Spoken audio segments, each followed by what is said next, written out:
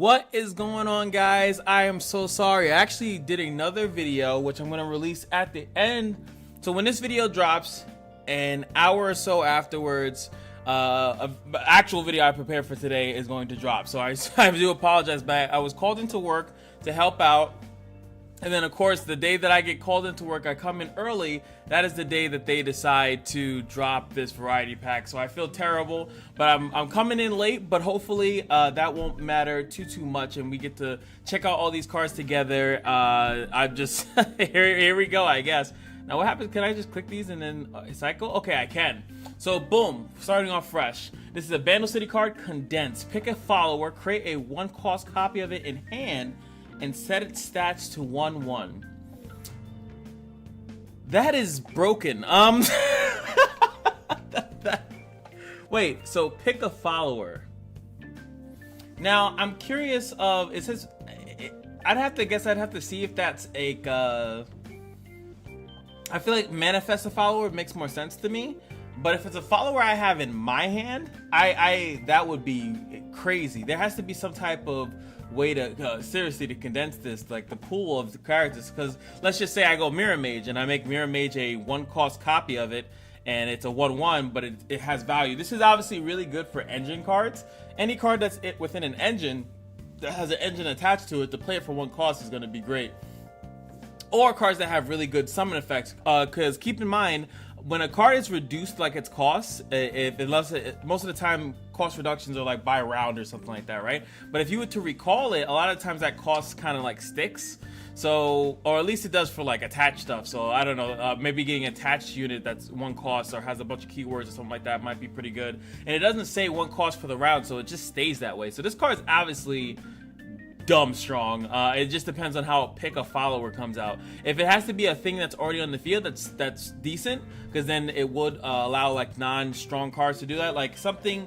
But what if you get something that ramps itself, like one of these cards that everywhere? A good example of that would be like Encroaching Mist. I know it dies at the end of the round, but the fact that you have something that maybe pumps itself up or gets pumped up by something else, like a tech or something of that nature, like a Heimerdinger could utilize this as well. There's a lot of stuff that you could utilize this too. Also, you know, the good one would be for me, and it's Vandal City, so my Transform deck would benefit from this as well too, right? Because I can make a 1-cost Chief Nakotaka or 1-cost Chameleon, play it and then transform, and then it doesn't matter that its stats were set to anything. It doesn't fucking matter. So there's a lot of cool stuff you could do with this.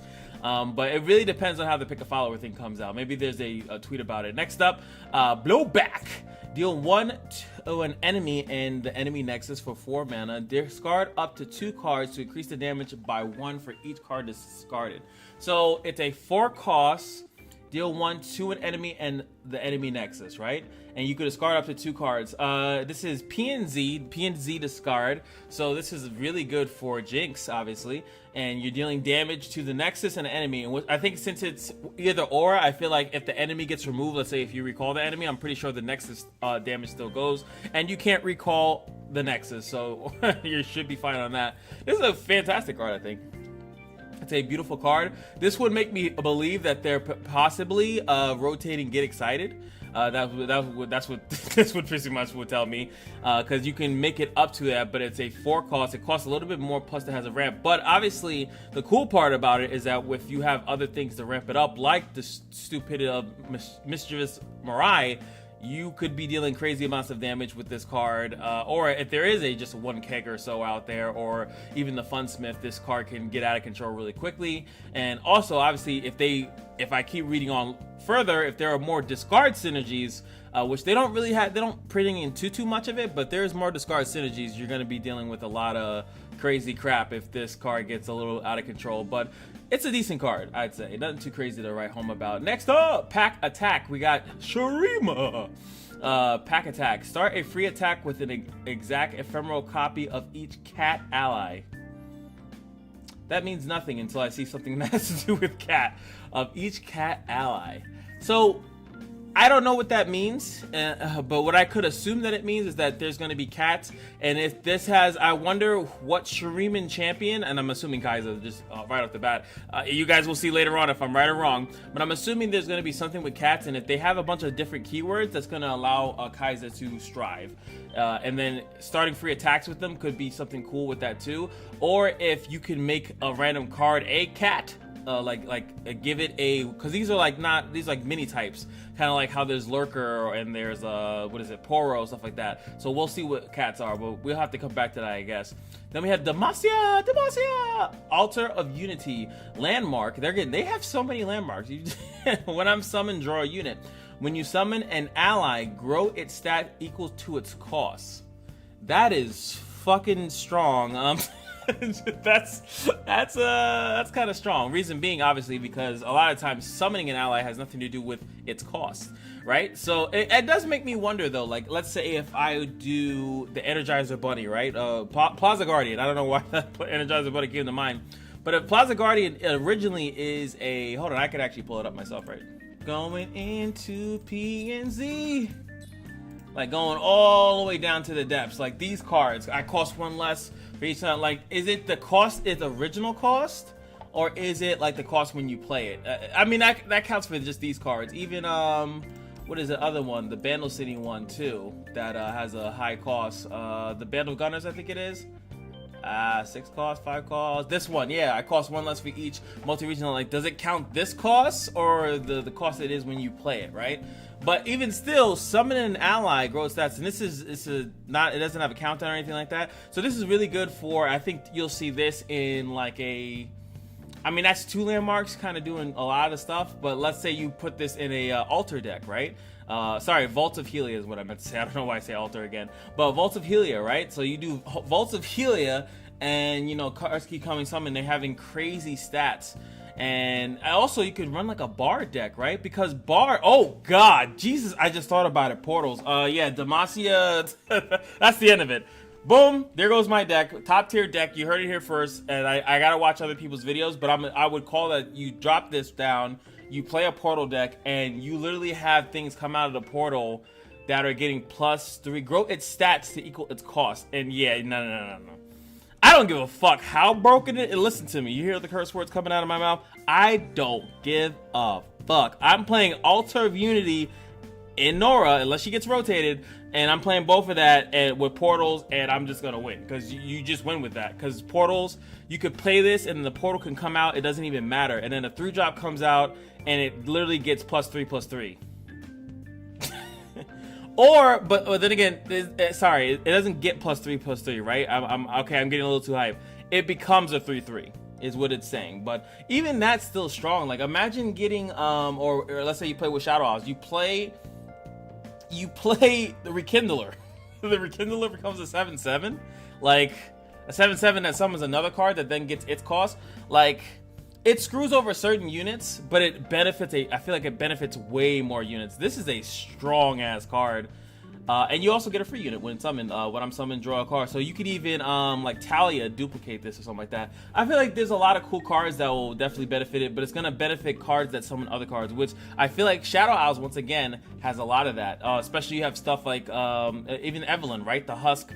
Well, the Husk won't do anything, but you would be able to. Oh wait, the Husker zeros. And remember, grow actually, like if it's lower than that, it won't actually override it, right? So if something has 0 attack, sorry, not 0 attack. What am I trying to say? Like if it's a 3/1 and it's a 2 cost, it's not gonna make it a 2/2. It may, but it usually doesn't work like that. It'll make it a 3/2 at that point. But yeah, very strong card. I love it, loving it. Next up, a dog. Next up, a dog. So dogs and cats, right? So this is a dog from Shadow Owls, and it is a 4 cost. This one will become a 4/5, not a 4/4, right? If using the Altar of Unity. Each round, the first time another ally dies, draw 1. That is really strong. It's strong just because it's every round, right? Each round something dies if you can force it to die. It doesn't mean it like this would be, again, I just mentioned Husk, right? You have a Husk generator, you have Grave Companion in the building, Every round something dies, you draw one. You are plus oneing all day. This is like Yu-Gi-Oh terminology, but to be able to draw on your opponent's turn, on your turn, and constantly do that every time is pretty strong. I like this card. I think you could just slap this in, especially with the 5 defense. This boy is a good boy. It's a good boy staying on the field. Pretty strong. pretty strong, especially if you're keeping him up and stuff like that. I like that a lot. Next up is Bird. Royal Shimmerwing. Okay, so we have a bunch of new things, and it's gonna, you know what's funny? That also makes that Freljord card a little bit stronger, right? The more random archetypes you can come out with. The Royal Shimmerwing is a quick attack, a 5 cost, quick attack 5/4. Other bird allies have +1/+0 and quick attack. Now, seeing something like this makes me wonder, are you going to then change Valor to a bird, right? Like, does Valor become a bird? Do all the silver wings become, because they're not, actually some of them aren't really birds, they're like griffins and shit, but like I am kind of curious if you'll do that. But yes, this is pretty cool. If there's a ton of birds and dogs and cats, how are all these things happening? Sacrificial Scholar, faded, 2 cost 1/2, faded. Create in hand copies of the first 3 spells you played. So what's cool is that as long as you get 1, that's just strong, because it really entices you to play certain cards. Like, imagine Pale Cascade, right? Pale Cascade, you play on top of this, boom, that's 1 Pale Cascade. And it doesn't say the first, they have to be different, right? And then the next turn I can play a Pale Cascade on it, and then I can keep playing another Pale Cascade on it. Another really good point is that it doesn't say like the spell that triggered faded, right? So it says create in hand 3 copies of the first 3 spells on me. Let's say you play 3 gems on it, right? Instantly on that, instantaneously on it, right? Then on top of that, you would then get the 3 gems right back, right? Even if there were 0 cost, and it doesn't say exact copies of the spell, so you know, if it was reduced or some stupid shit like that, you're still gonna get it back. This is an extremely strong card, especially because it re-gives you value, right? And Last Breath, right? So I could Pale Cascade, allow it to trade, get the Pale Cascade back. That's just gross. That is just grossly strong. And let's say if there are cards where you could target it and then maybe target an enemy. Let's say for some reason I'm playing Crumple, right? I target it, crumple your unit, I kill this thing and I killed it, and then I get Crumple right back, which could be, depending on the deck style, like there could be some pretty cool things with this card. Let's say you, oh, whoa, fuck. Oh no, what if you target it with Go Hard? I would target it with Go Hard, because as soon as it died, you get 3 copies of Go. Well, if you keep doing it, right? 3 copies of Go Hard, because Go Hard is, hold on, let's bring it up. If I'm not mistaken, Go Hard, you target a unit, and I just look at that. Glimpse is a fantastic. The fact that there are certain cards, especially in Shadow Isles, that you would literally get the card right back. Go Hard, drain one from a unit, boom. You could actually Go Hard it, and it will survive because it's faded. It will +1/+1 itself, right? So it's you can trigger each turn and then kill it, or when it dies, you get 3 Go Hards back in your hand. This is obviously an Eternal combo, but Eternal, I don't know, is about to release. So yeah. Yeah, what other things could you do? I mean, like, oh, you could Soul Cleave it and get Soul Cleave right back. But you have to target it though. Like, that's the only thing. Like, you do have to be mindful. It has to be a specific target. It can't be like a card that kind of sweeps or anything like that. But I just gave you guys so much sauce. Oh, look at that. Like this one. What if you Splinter Souled it? Summon an exact copy. Like, you target it to do that. It's ephemeral 1/1, and then yeah, no, there's some, I wouldn't say OTK, but there's definitely some weird shit you could do. But then remember, you're going Targon Shadow Isles, right? Just to do that. And with Catalog of Regrets, yeah, that would be the first thing I'd do. I'm just keeping it a buck with you guys. Watch someone steal my idea. It's fine. Next up, we're gonna go with the Weapon Master. Another Weapon Master that makes Jack's decks getting an expansion, which is pretty cool. Going into Freljord, which you also have to look at that too, is a 3 cost. When I'm summoned, I improvise. Each round, the first time you forge or equip an ally, heal your Nexus 1. That's okay. I do like it though. Forge or equip is pretty strong, because a lot of times one or the other happening in a Weapon Master deck, and allows you to heal 1. I mean, if you have multiple of them out there just kind of chilling, but you have to like kind of keep that out, right? I think it'd be stronger is every time you forge or equip, you heal your Nexus 1 would be fine. I don't think it actually needs the limiter on it. I know people are terrified of healing, but I don't actually think it needs the limiter because you don't forge multiple times in a round often, right? And you don't equip. I guess you do equip. You can equip multiple times in a round, but most of the time it's not going to be too crazy. But it's a decent card. Nice little 3-drop because of the honestly just because of the improvise, right? I improvise, boom, you're fine, and then you heal 1. I think they could. Oh no, I messed up. I kind of liked what I was doing there. Okay, there we go. Let's keep going. All right, now okay, we got some more people from the Jack set. Gloria Navori. Now we have a 4-cost 4/4. Alrighty, Jin approved. Okay. Periphetus Promoter. When you refill mana, create a fleeting random follower in hand. You can exactly afford, I guess, from what you do that. So that is interesting. It's weird enough though that I wouldn't say that you'd use that with like Karma, because I feel like that would fill up your, like I feel like Karma set already has a ton of like hand space issues, so you don't really want to play this. But I guess in a regular actual set deck you'd be fine. But it is cool because every time you use a coin, right, when you refill mana, right, you refill that and it would just give you a follower fleeting, so you have to play it, right? And it also says you can exactly afford, which I guess is like it's going to eat up all your thing. But let's keep in mind that would also immediately, let's say if you refill 10 mana, you would get a 10 drop, right? 10 drop in your hand that you can play for 10, which is pretty cool. And if you have any spell mana, then you can still loop coins and stuff like that. But this is it's a unique card. I think you'll see some fun plays with it, but you won't see it do anything miraculous or anything like that. Next up, Reptile. Oh my god, we're going Mortal Kombat. You guys see that trailer? Let me know in the comment section below. If you're enjoying yourself, leave a like and a comment. I hope you guys are. We got an Ionian 747 Beguiling Cobra. Each round, the first time you summon another follower, which is not him, summon an exact copy of it. If your board is full, grant me its stats and keywords to me instead. That's a lot to read. Each round, the first time you summon another follower, summon an exact copy of it. So this guy's chilling, right? I need to do it in a dumb-proof way, right? So Beguiling Cobra is chilling. It's the beginning of the round, okay? Then I play literally anything. Oh, sorry, a follower. So it's not literally anything. Let me just, I need like visual. Let's say, so I'm trying to think of something that's a good thing. Okay, you play Redeeming Prodigy, boom. I play Redeeming Prodigy, I get another Redeeming Prodigy, right? And then it says, if your board is full, so the exact copy does not get to do anything, grant me its stats and keywords to me instead. Now the stats make sense, keywords also make sense. It would be cool if it said like if every time you tried to make a summon another copy of something and you don't have board space, it just gains the stats. That would be really cool, because there's times when let's say you use something that summons a bunch of units and then you would get all of it.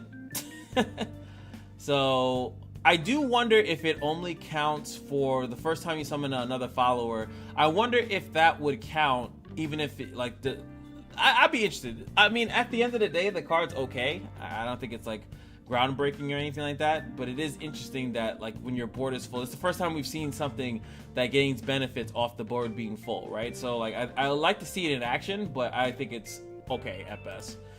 Next up, the Weapon Master. This is the Vayne's cousin. Kind of looks like Bayonetta. Captain Idari. When I'm summoned, I improvise, plunder, forge other allies.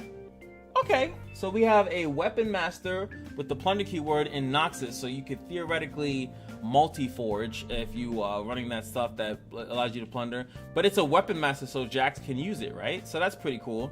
And you could plunder for it. That's pretty cool. I think it's an overall good card, but I'm not a big fan of the Jax stuff, and that is the last card. So we are done. That was interesting. I think the winners, first of all, we didn't even get to see a cat. So there are dogs, there are birds, which makes me think, what champion, if I were to think, that would be benefited maybe off putting a bunch of animals in their deck? Thinking like League of Legends, like someone that's in tune with nature. I don't know, like Ivern or something. I don't even know where that's supposed to go. But this is just variety, like it says. It's the variety set. Just them basically adding in cards for the fun of it, right? So this, I think Condense, I definitely want to see how Condense works, right? Altar of Unity is absolutely broken.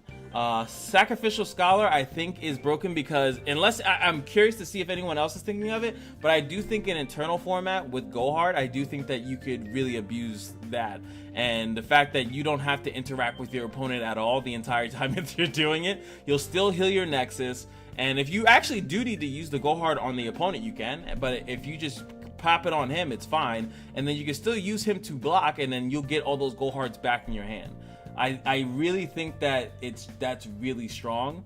But there probably are other cards that I'm just not thinking of as far as like spells, like that I'm pretty sure that maybe other people have thought of. But the first thing I always think when I see creating copies of spells is Go Hard. Like that is like literally the craziest thing. But like, what other spells is it good that you targeted the unit and it gives it back to you, and it has nothing to do with like even like just something like, I'm saying for nonsense, right? Fury of Fist or something like that. So boom, you use Fury of Fist on it, you get two or possibly more Fury of Fist on, and like, yeah, Karma would double stuff, so you would get that stuff back.